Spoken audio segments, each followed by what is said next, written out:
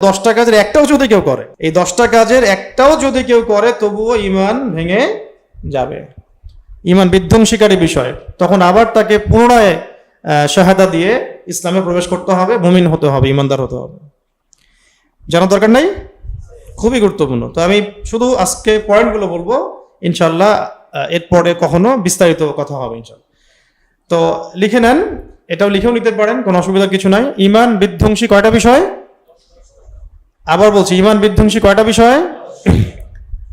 ওই যে উদাহরণ দিলাম, অজু করেছেন, এখন যদি কারো ধরেন কেউ বমি করে ফেললো বা ইস্তেঞ্জা করে ফেললো, অজু থাকবে? গোসলে থাকবে? থাকবে না। এরকম ঈমান বিধ্বংসী কিছু বিষয় আছে যেগুলো করলে ঈমান বের হয়ে যাবে, চলে যাবে। আল্লাহ পাক এই সবগুলো কাজ থেকে আমাদের সবাইকে হেফাজত করেন। তাহলে এখন আমরা যে কয়েকটা বিষয় বলছি, ঈমান বিধ্বংসী 10টা বিষয়। 1 নাম্বার, আল্লাহর সাথে শিরক করা। আল্লাহর সাথে শিরক করা, ওই যে শিরক নিয়ে তো আলোচনা হয়েছে বিস্তারিত এখানে বেশ কয়েকদিন, তাওহীদ নিয়ে কথা হয়েছে। শিরক মানুষের কথায় হয়ে যায়, কাজে হয়ে যায়, আকীদায় হয়ে যায়, চিন্তায় হয়, দর্শনে হয়, ইবাদতের ক্ষেত্রে হয়। তো এরকম বহু ক্ষেত্র আছে শিরকের। তো শিরক সম্পর্কে বিস্তারিত জানতে হলে তাওহীদ এবং শিরকের উপর যে কিতাবগুলো আছে এগুলো বাসায় কিনেন, পড়েন। যেগুলো বুঝবেন না আলেমদেরকে জিজ্ঞাসা করবেন। তাহলে প্রথম কথা হলো, আল্লাহ পাকের সাথে শিরক করা যাবে না। শিরক করলে ঈমান ছুটে যাবে। এই বিষয়ে সূরা নিসার মধ্যে 48 নম্বর এবং 116 নম্বর আয়াতে আল্লাহ পাক ইরশাদ করেছেন, ইন্নাল্লাহা লা ইয়াগফিরু আন ইউশরাকা বিহি ওয়া ইয়াগফিরু মা দুনা যালিকা লিমান ইয়াশা। নিশ্চয়ই আল্লাহ তাআলা তার সাথে শিরকের গুনাহ ব্যতীত অন্য যে কোনো গুনাহ যাকে ইচ্ছা মাফ করতে পারেন। নিশ্চয়ই আল্লাহ রাব্বুল আলামিন তার সাথে শিরকের গুনাহ ক্ষমা করেন না, এছাড়া অন্য যে কোনো গুনাহ যাকে ইচ্ছা ক্ষমা করতে পারেন। তওবা করলে শিরকের গুনাহ মাফ হবে, কিন্তু তওবা না করে শিরকের উপর মৃত্যুবরণ করলে অবস্থা ভয়াবহ। যার আমল নামায় শিরক থাকবে নিশ্চিত জাহান্নাম, আর যার আমল নামায় শিরক থাকবে না, যত গুনাহই থাক, একদিন না একদিন জান্নাত। যার আমল নামায় শিরক থাকবে, জাহান্নাম ছাড়া রাস্তা নাই, ওই অবস্থায় মারা গেছে, ওই অবস্থায় মারা গেছে আর কি। আর যার আমল নামায় শিরক নাই, অন্য হয়তো পাপ আছে, আল্লাহ পাক চাইলে যে কোনো পাপ মাফ করতে পারে। তবে শিরকের সাথে কিন্তু কুফরও থাকতে পারে, কুফর থাকলেও একই অবস্থা। তো এক কথায় সূরা নিসা আল্লাহ রাব্বুল আলামিন বলেছেন যে আল্লাহ রাব্বুল আলামিন তার সাথে শিরকের গুনাহ ক্ষমা করেন না বা করবেন না, এছাড়া যে কোনো গুনাহ আল্লাহ পাক যাকে ইচ্ছা ক্ষমা করতে পারেন। এছাড়া সূরা মাঈদার 72 নম্বর আয়াতেও ইরশাদ করা হয়েছে যে ইন্নাহু মান ইউশরিক বিল্লাহ ফাকাদ হারামাল্লাহু আলাইহিল জান্নাহ। এটা তো আপনারা জানেনই, ওয়া মাওয়াহুন নার ওয়া মা লিযালিমিন মিন আনসার। যে নিশ্চয়ই আল্লাহ রাব্বুল আলামিন বলছেন যে নিশ্চয়ই যে ব্যক্তি শিরক করে, নিশ্চয়ই যে ব্যক্তি শিরকে লিপ্ত হয়, আল্লাহ পাক তার জন্য জান্নাত হারাম করে দেন। নিশ্চয়ই যে ব্যক্তি শিরকে লিপ্ত হয়, আল্লাহ পাক তার জন্য জান্নাতকে হারাম করে দেন এবং তার বসবাস করার স্থান হবে জাহান্নাম বা আগুন। ওয়া মা লিযালিমিন মিন আনসার, এবং জালেমদের কোনো সাহায্যকারী নেই। তো এই শিরকের অনেক প্রকারভেদ আছে, এগুলো নিয়ে ইনশাআল্লাহ পরে কখনো বিস্তারিত কথা বলবো। এর আগেও বলা হয়েছে। তো মনে রাখবেন, মানুষের কথায় শিরক হয়ে যায়, কাজে শিরক হয়ে যায়, চিন্তায় শিরক হয়, আকীদায় শিরক হয়, ইবাদতের মধ্যে শিরক হয়। এছাড়াও গোপন শিরক বা রিয়া, খফি, শিরকুল খফি, এগুলো শিরকের অন্তর্ভুক্ত। এটা হলো 1 নাম্বার, ঈমান বিধ্বংসী 10টা বিষয়। প্রথমটা হলো আল্লাহর সাথে শিরক করা। 2 নাম্বার, আল্লাহ এবং বান্দার মাঝে মধ্যস্থতাকারী স্থাপন করা। আল্লাহ এবং বান্দার মাঝে মধ্যস্থতাকারী স্থাপন করা। আবার বলছি যে আল্লাহ এবং তার বান্দার মাঝে ওই যে তৃতীয় কোনো পক্ষকে দাঁড় করানো। যেমন আবু জেহেলদের যুগে চলে যান, আবু জেহেলরা বলতো কি, আবু জেহেল, আবু লাহাব, উতবা সাহেব তারা বলতো যে মা না'বুদুহুম ইল্লা লিয়ুকাররিবুনা ইলাল্লাহি যুলফা। তাদেরকে প্রশ্ন করা হতো যে তোমরা লাত, উজ্জা, হবল, মানাত এগুলো মূর্তির পূজা কেন করো?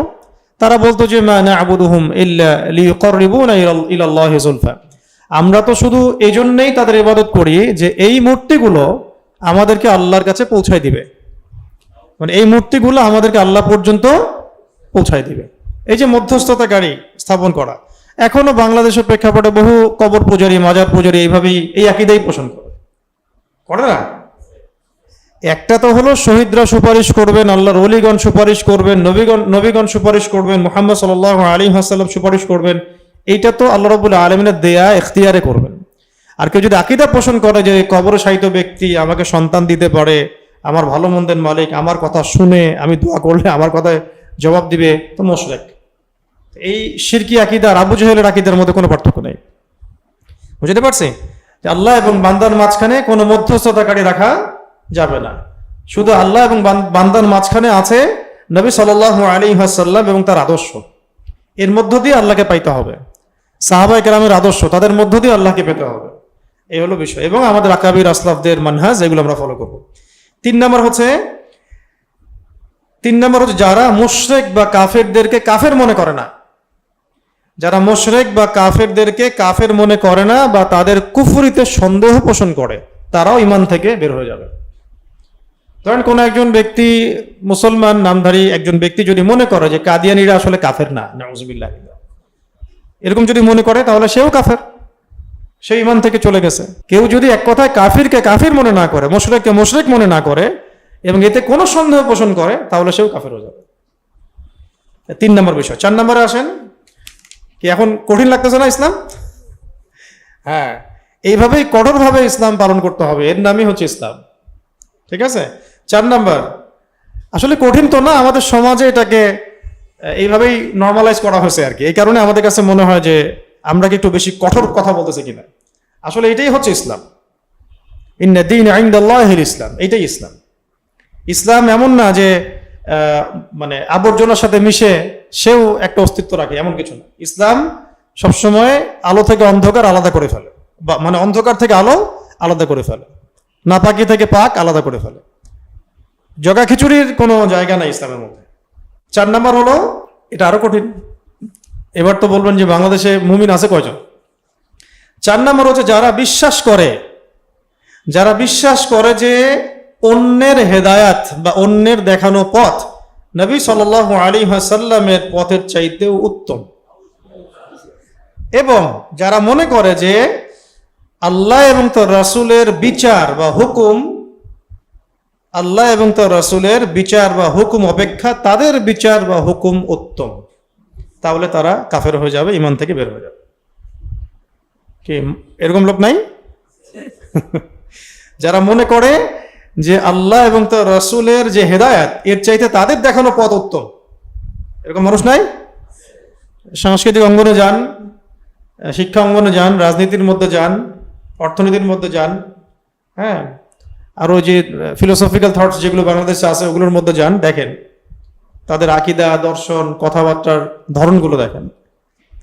ঠিক আছে?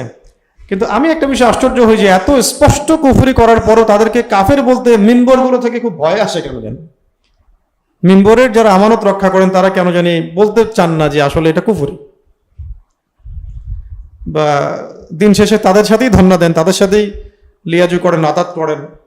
এই জিনিসটা আমার বুঝে আসে না। আপনাদের বুঝে আসলে আমাকে বুঝায়েন, সমস্যা নেই। এখানে স্পষ্ট কথা, কেউ যদি আল্লাহ এবং তার রাসূলের বিধানের চাইতে বা দেখানো পথের চাইতে, হেদায়েতের চাইতে নিজেদের দর্শনটাকে বা নিজেদের দেখানো পথকে বেটার মনে করে, শ্রেষ্ঠ মনে করে, তাহলে সেটা ঈমান বিধ্বংসী বিষয়, বের হয়ে যাবে ইসলাম থেকে। আচ্ছা, যেমন এখানে এক্সাম্পল হিসেবে বলা হয়েছে যে ওই সমস্ত লোক, যেমন উদাহরণস্বরূপ ওই সমস্ত লোক যারা তাগুতের মানে আল্লাহ দ্রোহী শক্তির বিধানকে রাসূলুল্লাহ সাল্লাল্লাহু আলাইহি ওয়াসাল্লামের বিধানের উপর প্রাধান্য দেয়, এক্সাম্পল দিয়ে দেওয়া হয়েছে। ওই সমস্ত লোকেরাও এর অন্তর্ভুক্ত যারা মানবরচিত বিধান বা মতবাদকে ইসলামী বিধানের উপর প্রাধান্য দেয়। এখন যত সেকুলার রাষ্ট্র আছে, ডেমোক্রেটিক রাষ্ট্র আছে, কমিউনিস্ট রাষ্ট্র বা ন্যাশনালিজমে যারা বিশ্বাসী, তাদের আইন কানুন, বিচার, সংবিধান এগুলো কি প্রমাণ করে? এই যে কঠিন হয়ে গেল এখন, তারাও তো দাড়ি টুপি নিয়ে ঘোরাফেরা করে। কেউ কেউ ওই সিস্টেমের মধ্যে ঢুকে আবার ইসলামও কায়েম করার চেষ্টা করতেছেন, মাশাআল্লাহ। তাহলে মুশকিল। আল্লাহ আমাদেরকে সঠিক বুঝদান করেন। যতদিন ধরে আমরা এই চেষ্টাটা করছি তার চেয়ে আমার মনে হয় যে অর্ধেক সময় যদি আমরা হকার বাতিল স্পষ্ট করতাম, তাহলে জেনারেশন তৈরি হতো যারা নিজেরাই বলতো যে আমরা এইসব বাতিলপন্থী কোনো কিছু চাই না। আমরা প্রায় 50 বছর নষ্ট করেছি, প্রায় 50 বছর। এখন যে একটা মানে হাইপ দেখা যায় বা বুঝুক না বুঝুক, ইসলাম, আল্লাহ, রসুল, শরিয়া, ইমারা, আল্লাহর আইন, এগুলোর প্রতি যে মহব্বতটা দেখা যায় একটা প্রজন্মের মধ্যে, এই মেহনতটা কিন্তু আপনি 30 বছর আগের জেনারেশনের মধ্যে এভাবে হয়তো পাবেন না। এটা খুব ভেরি রিসেন্ট এটা দেখা যাচ্ছে মাশাআল্লাহ, যে বাংলাদেশের মাটিতে একটা জেনারেশন এরকম কথা বলছে বা আকীদা পোষণ করছে। তাহলে যদি আমরা 50 বছর থেকে ট্রাই করতাম তাহলে আরো বেটার হয়তো নিশ্চয়ই। তা ঠিক আছে, এখন থেকে আমাদের কাজ হচ্ছে আরো 20 বছর চেষ্টা করা। 5 নাম্বার শোনেন।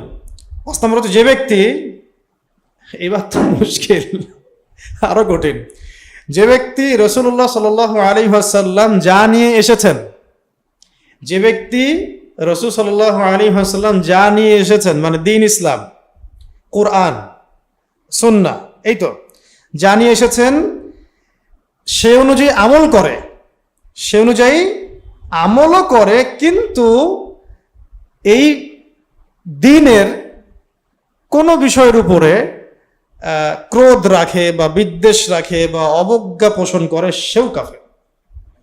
মানে কঠিন বিষয়, মানে আপনি আল্লাহ এবং তার রাসূলের পক্ষ থেকে যা এসেছে, মানে দ্বীন ইসলাম, কোরআন এবং সুন্নাহ, এর উপরে ধরেন আমলও করছেন কেউ একজন, কিন্তু ইসলামী কোনো বিধানের উপরে সে হিংসা তো না, বিদ্বেষ পোষণ করে, তাচ্ছিল্য করে, অথবা এটাকে অবজ্ঞা করে, সেও কাফের। আপনি 5 ওয়াক্ত নামাজ পড়ছেন, দিনের অনেক বেসিক ফান্ডামেন্টাল পালন করছেন, কিন্তু বলছেন আর পর্দার বিধান এই যুগে চলে নাকি, ব্যাস ইসলামী আইন এই যুগে চলে নাকি, কাফের হয়ে গেল। বুঝতে পারতেছি? সে নিজে কিন্তু পালন করে, নামাজও পড়ে, রোজাও রাখে, হজও করে, মাঝে জাকাতও দেয়, কিন্তু ইসলামের কোনো বিধানের উপরে সে কি করে, বিদ্বেষ পোষণ করে অথবা তাচ্ছিল্য করে, অবজ্ঞা করে, কাফের হয়ে যাবে। এই ফিল্টারে এখন থাকেন, এই ফিল্টারে এখন থাকতে থাকেন চারপাশে, দেখেন কি হয়। এখানে মূলনীতি বলা হয়, বাকিগুলো আপনারাই আপনাদের ইন্টেলেকচুয়াল জায়গা থেকে বের করবেন। 6 নম্বর হচ্ছে, 6 নম্বরটাও শুনেন, এটা আরো মুশকিল। যে ব্যক্তি রাসূল সাল্লাল্লাহু আলাইহি ওয়াসাল্লামের দ্বীনের কোনো অংশ নিয়ে ঠাট্টা বিদ্রূপ করবে, সেও কাফের। দ্বীনের কোনো অংশ নিয়ে কেউ যদি একটু ঠাট্টা বিদ্রূপ করে, সেও কে, কাফের। দাড়ি রাখছে, এর বললো উদাহরণ আপনার, হুজুর হয়েছিস বেটা, দাড়ি রাখছিস, কি কাকে টিটকারি করলো, দাড়িকে, ব্যাস ইমান হারা হয়ে গেল, ইমান হারা হয়ে গেল। টুপি পরে ঘুরে বেড়াইস, মুশকিল। ইসলামী পোশাক পরছিস, হ্যাঁ, এগুলা পোশাক পরলে মানুষ তো পিছায় যায়, বিশ্ব আগায় যাচ্ছে, তুই পিছায় যাচ্ছিস। হ্যাঁ, নতুন নতুন হুজুরগিরি দেখাচ্ছিস। হ্যাঁ, ইমান বিধ্বংসী কথা এগুলা, ইমান বিধ্বংসী কথা। আল্লাহ পাক কি বলেছেন শুনেন, এটা আয়াত আছে, এই যে কুল আবিল্লাহি ওয়া আয়াতিহি ওয়া রাসূলিহি কুনতুম তাস্তাহজিউন, আপনি বলুন হে নবী মুহাম্মদ সাল্লাল্লাহু আলাইহি ওয়াসাল্লাম, তোমরা কি আল্লাহর সাথে বা আল্লাহ পাকের হুকুম আহকামের সাথে এবং রাসূলের সাথে ঠাট্টা বিদ্রূপ করছো? লা তা'তাযিরু, তোমরা ওজর পেশ করিও না, তোমরা কোনো ওজর পেশ করিও না। কদ কাফারতুম বা'দা ঈমানিকুম, তোমরা ঈমান আনার পরে এই ঠাট্টা বিদ্রূপের মধ্য দিয়ে কুফরি করেছো, আল্লাহ পাক বলছেন। আর কিছু লাগবে দলিল? এটা সূরাতুল তাওবার মধ্যে আসছে 65-66 নম্বর আয়াতে। কুল আবিল্লাহি ওয়া আয়াতিহি ওয়া রাসূলিহি কুনতুম তাস্তাহজিউন, বলো তোমরা কি আল্লাহ এবং তার রাসূল বা আল্লাহর আয়াত সম্পর্কে ঠাট্টা বিদ্রূপ করতেছো? লা তা'তাযিরু, ওজর দেখাও না, এক্সকিউজ দেখাও না যে ভুল হয়ে গেছে, এই কারণে করছো, এই কারণে। কদ কাফারতুম বা'দা ঈমানিকুম, তোমরা ঈমান আনার পরে আবার কুফরি করেছো। তসলিমা নাসরিন টাইপের মহিলাদের কি হবে? এরা যারা শাহবাগী, তাদের কি হবে? বামদের কি হবে? প্রগতিশীলতার নামে যারা যারা এগুলো ইসলাম বিদ্বেষী তৎপরতা কি হবে? প্রথম আলোর কি হবে? পত্রিকার কি হবে? লিখনের কলামগুলোর কি হবে? কার্টুন যারা রাখতেছে, ব্যঙ্গ বিদ্রুপ কি হবে? সাতেনদের কি হবে? আপনাদের এখনো মনে হয় যে আপনারা একদম ইসলামী রাষ্ট্রে বাস করেন বাংলাদেশে? আপনারা এখন যুদ্ধক্ষেত্রে আছেন, বুঝতে পারেন না জিনিসটা। ফেসবুকে ঘুরেন তো বেশি, মনে হয় যে খেলাফত তো কায়েম হয়ে গেছে ফেসবুকে। ফেসবুকে তো অনেক খেলাফত তো ফেসবুকে কায়েম হয়ে গেছে, খালি আইনটা বাস্তবায়ন করা বাকি, এরকম মনে হয়। বাস্তবতায় আসেন মাঠে ময়দানে, দেখবেন যে বহু দূর এখনো। এখনো বহু দূর। পুরো সিস্টেমটা ইসলাম বিদ্বেষী, পুরো সিস্টেমটা ইসলাম বিদ্বেষী। এখানে আপনারা গোরাবা, আমরা গোরাবা। গোরাবা মানে কি? অপরিচিত। আপনি পরিপূর্ণরূপে ইসলাম পালন করতে যান, আপনি সমাজে গোরাবা হয়ে যাবেন। কিন্তু এগুলি ইসলাম। এভাবে যদি কেউ জীবন করতে পারে, ঈমান নিয়ে মরতে পারবে। ঈমান নিয়ে মৃত্যুবরণ করাটাই সবচেয়ে বড় কথা। ঈমান নিয়ে মৃত্যুবরণ করাটাই সবচেয়ে বড় কথা, এবং কিয়ামতের মাঠে সফল হওয়াটাই সবচেয়ে বড় কথা। দুনিয়ায় কি হয়ে যায় যাক, এটা মাছির পাখার পরিমাণও মূল্য নেই আল্লাহ পাকের কাছে। একটা মাছির পাখার পরিমাণ মূল্য আল্লাহ পাকের কাছে নাই এই দুনিয়া। আর আমরা দুনিয়াতে সাবিত করতে চাই, দুনিয়াতে বড় হতে চাই, দুনিয়াতে সবার চোখে মানে আল্লাহর ওলি হয়ে থাকতে চাই। আল্লাহ পাকের কাছে আমার অবস্থান কি, সেটাই সবচেয়ে বড় কথা। এবং পরিপূর্ণ ঈমান নিয়ে আমরা পরকালের যাত্রা করতে পারতেছি কিনা, এটাই সবচেয়ে বড় কথা। আল্লাহ পাক আমাদের তৌফিক দান করেন। তাহলে ইসলামের কোনো বিষয় নিয়ে কেউ যদি ঠাট্টা বিদ্রুপ করে, কি হবে? ঈমান থেকে বের হয়ে যাবে। 7 নাম্বার জাদু করা। 7 নাম্বার কি? জাদু করা। কেউ যদি জাদু করে, জাদুবিদ্যার চর্চা করে, হ্যাঁ, যে কোনো কারণেই করুক, স্বামী স্ত্রীর মধ্যে মিল মহব্বত সৃষ্টি করার জন্যও কেউ যদি জাদু করে, এই জাদু হারাম, কুফরি, কবিরা গুনাহ। আর বাকি অন্য উদ্দেশ্যে করলে তো শেষ। তো এটা সূরাতুল বাকারায় 102-3 নম্বর আয়াতের দিকে বিস্তারিত ওই বড় একটা আয়াত আছে, ওয়াত্তাবাউ মা তাতলু শায়াতিনু আলা মুলকি সুলাইমান। একদম পুরো আয়াতটা পড়বেন, এখানে পুরো ডিটেলস দেওয়া আছে আর কি। তো জাদুবিদ্যা নিয়ে এখানে একটা তালিমে আমি ধরে ধরে সব বলে দিয়েছিলাম যে চিকিৎসার জন্য কি করতে হবে, জাদু কি, কেন। ওই ক্লিপটা হয়তো আছে, আপনারা দেখে নিন। আজকে আর ডিটেলস বলছি না, এতটুকু বলছি, জাদু যারা প্র্যাকটিস করে, চর্চা করে, ওমর রাদিয়াল্লাহু আনহুর যুগে তাদেরকে হত্যা করা হতো। এটা হচ্ছে একটা মৃত্যুদণ্ডের সমপরিমাণ শাস্তি আর কি। এটা এখন ঘরে ঘরে ঘরে ঘরে ঘরে ঘরে বলবো না, কিন্তু এলাকায় এলাকায় ঠিকই চলছে না? পোস্টারিং করে, অনলাইনে অ্যাড দিয়ে তান্ত্রিক কবিরাজ এগুলো জাদু করতেছে। এগুলো থেকে বাঁচতে হলে অবশ্যই কোরআনের সাথে সম্পর্ক রাখতে হবে, ফরজ ওয়াজিব ঠিকঠাক মতো আদায় করতে হবে, পাক পবিত্র থাকতে হবে, নিয়মিত দোয়া দরুদ মাসনুন যে জিকির আজগার এগুলো করতে হবে। ইনশাআল্লাহ আল্লাহ পাক এগুলো থেকে হেফাজত করবেন। ঠিক আছে। 8 নাম্বার হলো, 8 নাম্বারটা আরো কঠিন হয়ে যাচ্ছে মনে হয়। 8 নাম্বারটা হচ্ছে যে কাফের মুশরিকদের পৃষ্ঠপোষকতা করা এবং মুসলমানদের বিরুদ্ধে তাদেরকে সাহায্য করা। করলে ঈমান ধ্বংস হয়ে যাবে, ঈমান বের হয়ে যাবে। কাফের মুশরিকদেরকে পৃষ্ঠপোষকতা করা আর মুসলমানদের বিরুদ্ধে তাদেরকে সাহায্য করা। বাস মূলনীতি বলে দিলাম, বাকিটা মিলান। সারা দুনিয়াব্যাপী আমাদের দেশে, আমাদের অঞ্চলে, আমাদের এলাকায় কাফের মুশরিকদের পৃষ্ঠপোষকতা কারা করতেছে আর মুসলমানদের বিরুদ্ধে তাদেরকে সাহায্য কারা করতেছে? এরা মুমিন না, এরা কোশ্চিন কালেও মুমিন না। বাস্তবতা এরকম আর কি। কখনো কখনো তো আমরা এটাও দেখি যে সামান্য একটু সমর্থনের আশায় কুফরিকে কুফরি বলতে ইসলামপন্থীদের অনেকে ভয় পান, কাফেরকে কাফের সাব্যস্ত করতেও ভয় পান, মুশরিকদেরকে মুশরিক বলতে ভয় পান, বরং তাদের মানে কি বলবো, তাদের পিছনে তেল দেন। তাদের পিছনে আপনারা যেভাবে তাদের দাসত্ব করেন, পক্ষান্তরে মুমিন মুসলিম ভাইদের বিরুদ্ধে আপনারা তৎপর। কাফেরদের সাথে আপনাদের যতটা আতাত, মুসলিমদের সাথে তার চেয়ে বেশি বিদ্বেষ। এগুলো ঈমান বিধ্বংসী বিষয় আর কি। দেখ, এক কথায় কাফের মুশরিকদের যারা পৃষ্ঠপোষকতা করে এবং যারা মুমিন মুসলিমদের বিরুদ্ধে তাদেরকে সাহায্য করে, তারা কোশ্চিনকালেও মুমিন নয়, ঈমান বিধ্বংসী বিষয়। 9 নম্বর, যে ব্যক্তি বিশ্বাস করে, এটা আমাদের সমাজে আছে, যে ব্যক্তি বিশ্বাস করে যে এমন কিছু মানুষ আছে যাদের জন্য আল্লাহ এবং তার রাসূলের শরীয়ত মানার দরকার নাই। হ্যাঁ, এমন আকীদার কিন্তু অনেক মানুষ আছে আমাদের সমাজে। যে কুষ্টিয়া যান, লালনের দরবারে যান, ওরা বলবে যে ওরা তো মুসলমান, এগুলো আপনাদের জন্য, নামাজ রোজা হজ জাকাত এগুলো আপনাদের কাজ, আমরা অনেক উপরে উঠে গেছি। অনেক দরগার মধ্যে এগুলো চলতেছে। বিশাল বড় পীর সাহেব, সমাজ এলাকায় খুব নাম, নামাজ পড়ে না, বলবে যে আমার নামাজ লাগে না, ওটা আমার, আমি ওটা তোমাদের স্তর, আমি ইয়াকিনের স্তরে পৌঁছাই গেছি, এইরকম আর কি। তো এরকম আছে না অনেক মানুষ সমাজে। তো এই বিষয়টা খেয়াল রাখবেন যে এই শরিয়া মানতে আমরা সবাই বাধ্য। এমন কোনো ব্যক্তি নাই যে এর ঊর্ধ্বে চলে যেতে পারে। নবী সাল্লাল্লাহু আলাইহি ওয়াসাল্লামকে সর্বশেষ কঠিন অসুস্থতার সময়ও তিনি কাঁধে ভর দিয়ে মসজিদে এসে নামাজ পড়েছেন। তুমি আবার এরা আবার কত বড় হয়ে গেল যে এদের আবার শরীয়ত লাগে না। আল্লাহ পাক আমাদেরকে সব ভণ্ডামি থেকে হেফাজত করেন। আর সবচেয়ে শেষে যেটা, সেটা হলো এটা আমরা এর মধ্যে পড়ে যাচ্ছি আর কি। আল্লাহ পাক আমাদেরকে হেফাজত করেন। সেটা হলো আল্লাহ পাকের দিন ইসলাম থেকে এবং দিনী ইলম শিক্ষা করা থেকে সম্পূর্ণ গাফেল থাকা। এটা আমাদের এবার ইয়াং জেনারেশনকে মিলাবে, এটা আমাদের শিক্ষা ব্যবস্থায় পড়বে যে আল্লাহ রাব্বুল আলামিনের দিন ইসলাম থেকে সম্পূর্ণ গাফেল থাকা।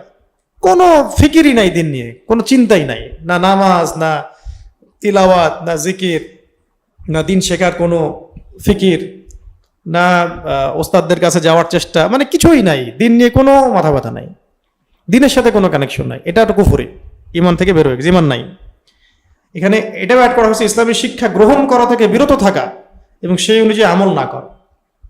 ইসলামী শিক্ষা গ্রহণ করা থেকে বিরত থাকা এবং সেই অনুযায়ী আমল না করা, এটাও ইমান বিধ্বংসী বিষয়। এর মধ্যে আমাদের পুরো কিশোর সমাজ, যুব সমাজ, তরুণ তরুণী সবাই পড়ে যাচ্ছে, শিক্ষা ব্যবস্থাও পড়ে যাচ্ছে এর মধ্যে। তো এই 10টা বিষয় জানা খুব জরুরি।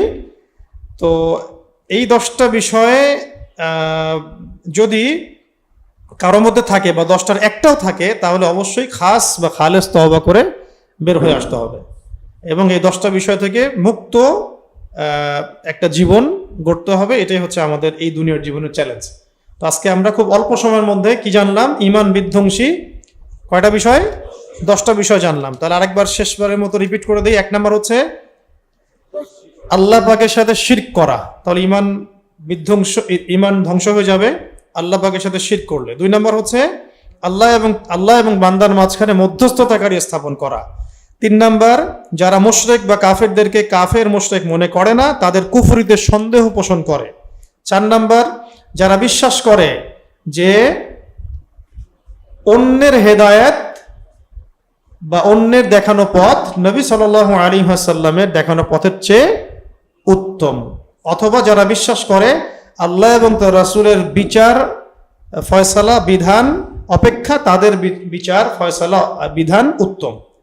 5 নাম্বার, যে ব্যক্তি মুহাম্মদ সাল্লাল্লাহু আলাইহি ওয়াসাল্লাম জানিয়ে এসেছেন তার প্রতি ক্রোধ, বিদ্বেষ, অবজ্ঞা পোষণ করে, যদিও সে এর উপর আমল করে কিন্তু অবজ্ঞা পোষণ করলে কুফরি হয়ে যাবে।